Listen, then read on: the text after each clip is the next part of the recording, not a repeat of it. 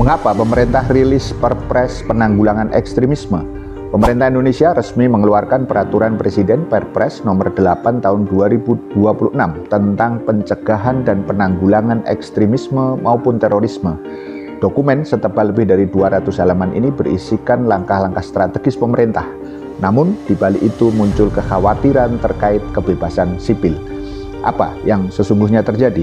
Pertama, di dalam Perpres ini, sebagaimana di dalam Undang-Undang Nomor 5 Tahun 2018, definisi terorisme adalah perbuatan yang menggunakan kekerasan atau ancaman kekerasan yang menimbulkan suasana teror atau rasa takut secara meluas yang dapat menimbulkan korban yang bersifat massal dan atau menimbulkan kerusakan atau kehancuran terhadap objek vital yang strategis, lingkungan hidup, fasilitas publik atau fasilitas internasional dengan motif ideologi, politik, atau gangguan keamanan. Sedangkan ekstremisme berbasiskan kekerasan yang mengarah kepada terorisme adalah keyakinan dan atau tindakan yang menggunakan cara-cara kekerasan atau ancaman kekerasan ekstrim dengan tujuan mendukung atau melakukan aksi terorisme. Yang kedua, Sekretaris Utama Badan Nasional Penanggulangan Terorisme (BNPT) Bambang Surono menyebut Perpres 8 tahun 2026 ini adalah landasan strategis untuk memperkuat arah kebijakan nasional, khususnya di dalam isu kekerasan berbasiskan terorisme. Surono menyebutkan Perpres ini untuk merespon situasi global bahwa perkembangan terorisme di lingkup global berbanding lurus dengan meningkatnya situasi yang mendukung lahirnya ekstremisme berbasiskan kekerasan. Kelompok teroris mengacu Perpres tersebut dinilai dengan mudah menyebarkan gagasan melalui berbagai sarana komunikasi, baik pertemuan di dunia nyata maupun instrumen teknologi seperti internet. Ketiga, Kepala BNPT Edi Hartono menjelaskan terbitnya Perpres 8 tahun 2026 ini memperlihatkan komitmen pemerintah dalam visi memutus lingkaran terorisme.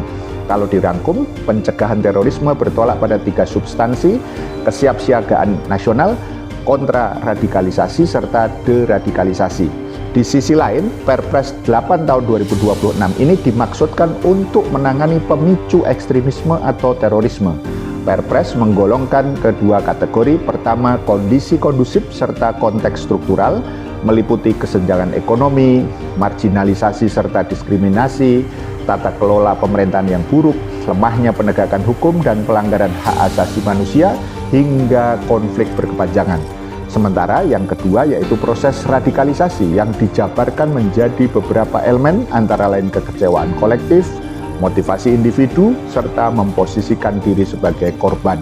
Keempat, dalam implementasinya, rencana aksi nasional yang termaktub di dalam Perpres 8 tahun 2026 ini bakal dilangsungkan mengikuti 9 tema besar. Semuanya mengarah ke keamanan insani atau human security. Kesembilan tema tersebut adalah kesiapsiagaan nasional, ketahanan komunitas dan keluarga, pendidikan hingga keterampilan masyarakat, perlindungan sekaligus pemberdayaan perempuan serta anak, komunikasi media, deradikalisasi, hak asasi manusia, pemenuhan hak korban, sampai kemitraan internasional.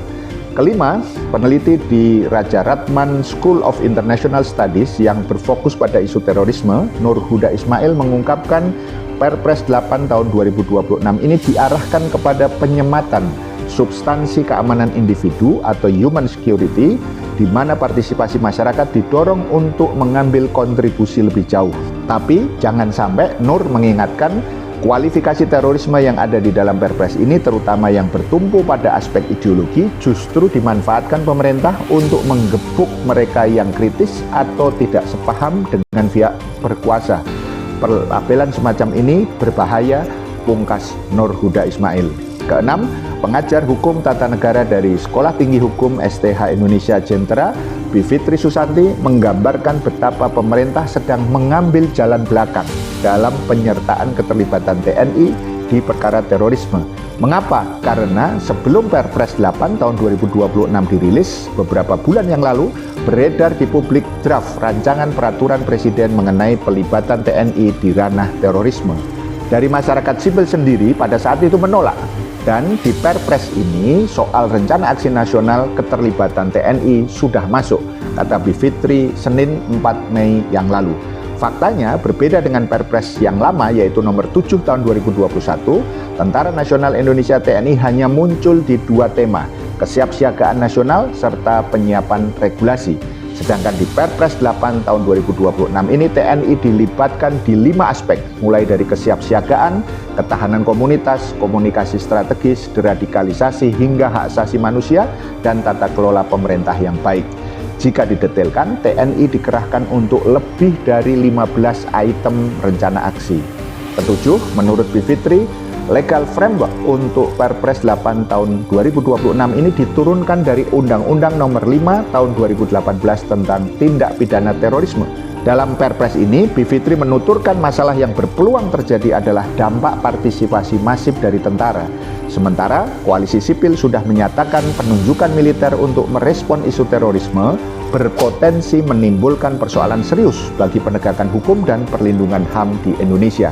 Pasalnya, koalisi sipil melanjutkan, TNI bukan aparat penegak hukum yang diberi kewenangan melakukan penindakan secara langsung di dalam negeri. Militer pada dasarnya dilatih untuk menghadapi perang. Pemberian kewenangan penindakan terorisme secara langsung kepada TNI berisiko merusak sistem peradilan pidana sebagaimana diatur di dalam Undang-Undang Pemberantasan Tindak Pidana Terorisme dan KUHP, Kitab Undang-Undang Hukum Acara Pidana, tulis koalisi sipil. Pertanyaan mendasarnya, siapa sebenarnya yang ingin disasar oleh Perpres 8 tahun 2026 ini? Sebagaimana siapa sebenarnya yang dituju dengan Undang-Undang Nomor 18 tahun 2018 tentang tindak pidana terorisme, mengingat kaburnya definisi terorisme dan ekstremisme yang ada di dalam undang-undang dan Perpres tersebut. Pak Presiden jangan sampai ya ditujukan ke mereka yang selama ini kritis dan melakukan kritik atas berbagai kebijakan pemerintah. Paham sampai di sini? Salam melek politik.